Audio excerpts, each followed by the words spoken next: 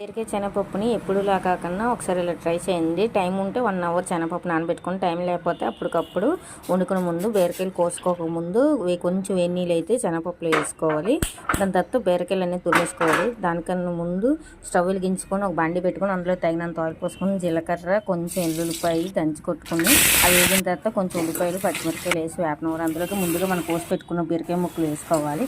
అవి బాగా వాటర్ ఉంటాయి. ఆ స్టేజ్లో మనం కడిగి పెట్టుకున్న శనగపప్పు ఉంది కదా, దాన్ని అయితే అందులోకి వేసుకోవాలి. ఇంకేం ఉడకబట్టాల్సిన పని లేదు, ఎందుకంటే మనం వేడి వాటర్ వేసాం కదా, ఆ వాటర్ తోటి అయితే కొంచెం బాగా మెత్తగా అయిపోతే అందులోకి కొంచెం ఉప్పు, కొంచెం కారం వేసి బాగా కలుపుకోవాలి. దాంట్లోకి దించే ముందు కూరని అయితే కొంచెం కరివేపాకు వేసి బాగా మిక్స్ చేసి దించేసుకోవడం. కూర అనేది చాలా టేస్టీగా వస్తుంది. మీరు కూడా ట్రై చేయండి. ట్రై చేసి ఎలాగొచ్చిందని కామెంట్ చేయండి. వీడియో నచ్చితే మాత్రం లైక్ చేయడం మాత్రం మర్చిపోతే. కొత్త వాళ్ళు ఎవరైనా చూస్తున్నట్టయితే సబ్స్క్రైబ్ చేసుకోగానే పక్కన బెల్ ఐకాన్ వస్తుంది, బెల్ ఐకాన్ క్లిక్ చేయండి. బాయ్.